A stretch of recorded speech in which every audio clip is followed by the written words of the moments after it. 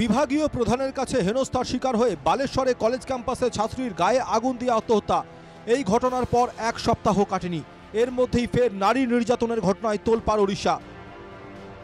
পুরী জেলার বালঙ্গার এক 15 বছরের কিশোরী গায়ে কেরোসিন ঢেলে আগুন জ্বালিয়ে দেওয়ার অভিযোগ উঠল দুষ্কৃতীদের বিরুদ্ধে। সকাল 8টা নাগাদ বন্ধুর বাড়ি যাচ্ছিল নাবালিকা, সেই সময় 3 যুবক নাবালিকাকে অপহরণ করে কিশোরীকে ভার্গবী নদীর পাড়ে নিয়ে যায় অভিযুক্তরা। এরপর কেরোসিন ঢেলে নাবালিকার গায়ে আগুন ধরিয়ে দেওয়া হয়। তারপর ঘটনাস্থল থেকে চম্পট দেয় অভিযুক্তরা। নাবালিকার চিৎকার শুনে স্থানীয়রা ছুটে আসে, স্থানীয়রাই নাবালিকাকে উদ্ধার করে হাসপাতালে ভর্তি করে। तो फ्रेंड्स के पास जा रहे थे, वहीं से 400 मीटर के अंदर रास्ता पे और घर नहीं है, उसके बाद जाके घर स्टार्ट उसका फ्रेंड्स का घर, वही रास्ते से बीच रास्ते से उसको किडनैप करके नदी के पास लेके बांध के उसको आग लगा दिए थे। প্রথমে নাবালিকাকে স্থানীয় পিপলি হাসপাতালে ভর্তি করা হলেও অবস্থার অবনতি হওয়ায় এইমসের ভুবনেশ্বরে স্থানান্তরিত করা হয়েছে। নাবালিকার শরীরের 70% পুড়ে গিয়েছে। तत्काल रूप से हमने एम्स में बातचीत किया और ट्रॉमा और इमरजेंसी केयर के लिए अरेंजमेंट्स भी किया गया है। इस इंसिडेंट को बहुत गंभीर रूप से पुलिस प्रशासन एवं जिला प्रशासन पे लॉ एंड ऑर्डर सिचुएशन लड़कियों के लिए बहुत खराब हो चुके हैं।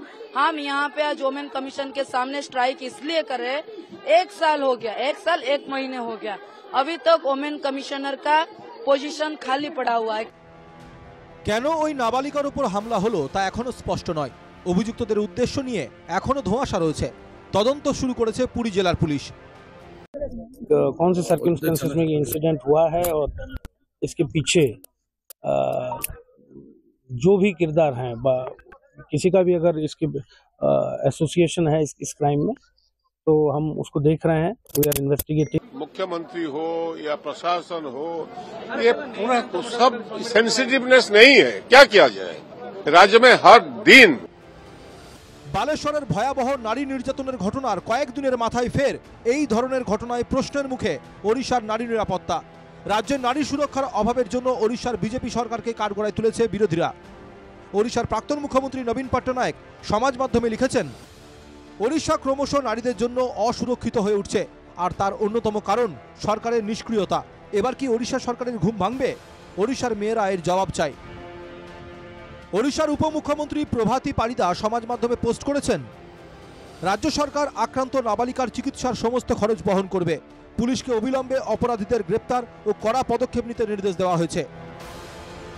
বিশেষ টিম তৈরি করে ঘটনার তদন্ত শুরু করেছে পুলিশ। অভিযুক্তদের খোঁজে চলছে তল্লাশি। তবে পরপর নারীদের ওপর সংগঠিত অপরাধের ঘটনায় যথেষ্ট অস্বস্তিতে ওড়িশার বিজেপি সরকার। Bureau report, NKTV Bangla.